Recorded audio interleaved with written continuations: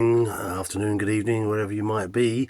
My name's Kevin Hodge. I'm reading letters from my late father, Jimmy Hodge, who was a journalist here in Kent in the UK. And Jimmy wrote a letter every day of the year, as he was a journalist, like writing, in 1999 as a prelude to the millennium, and I'm trying to read them on a daily basis, but as I'll tell you in a moment, I have to skip yesterday, mainly because I had a bit of an emergency at home and then had to take to my bed because I felt so rotten. So apologies for that. But here we are. I'm going to try and do 2 days, 20th and the 21st of May. So on the 20th, jobs seemed to be not doing too badly. Labour were trumping the fact that there were only 6.2 of the population is on the dole. Not sure what that might be now, but Barclays Bank were sort of going to cut 6,000 people. Serbians were deserting, didn't really want to fight, so they were deserting and wanting to run home.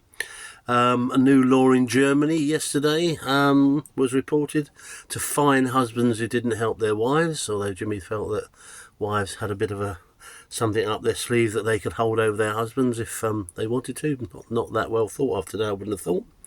A starfish was thought to contain enzymes that stop cancer spreading. Never sure whether any of that ever came to fruition, if you know what I mean. And a young primary teacher was convicted of assault because he smacked his child in the dentist. And that caused quite a lot of consternation. As you can imagine, Jimmy had a bit of a view with him and his 5 other siblings, all being very polite and kind and nice people, but obviously Dad did clobber them from time to time, and they survived to tell the tale. On the 21st, there was an air raid incident. There was a trial in West London. A plumber, sunk his teeth into an air hostess, and it took about 5-6 people to subdue him. He was watching pornography on a laptop. And Jimmy said, I think quite sensibly, well, just ban drink on planes, or if anyone shows any sense of being drunk, they don't get on the plane. So not even sure that might be the case at the moment. Certainly I'm not sure you would be allowed on a plane if someone thought you were drunk. Alison Dyke of Yeovil, Somerset, was trying to bring back the idea of having sort of simple games in playgrounds to offset bullying, so cat's cradle, hopscotch, that sort of thing. I think there's some merit in that. As an ex-primary teacher, I think probably the quicker you could get kids off phones and all that into personal relationship stuff and just playing simple games like hopscotch has a lot of value, I think. But as Dad said, he went to a small village school when he was evacuated, got bullied relentlessly, but then one day got cornered and punched the bloke on the nose, and all was well until Dad got the cane for being a bit, too violent, I think.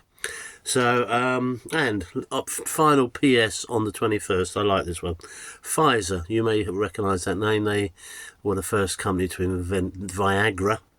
Have taken on an extra 1,000 workers since it came onto the market. Not so sure that's the case now. House prizes in the area, Sandwich, and Pfizer is no longer in Sandwich, sadly. It closed its Sandwich operation probably nearly 10 years ago now. It said house prizes in the area, Sandwich again, have risen by 20%. Hope you get the joke. Anyway, 2 days in one. Thanks for watching, subscribing, sticking with it. Sorry that it was 2 days in one. But a couple of bits of snippets from news 26 years ago. You take care. And my day ago.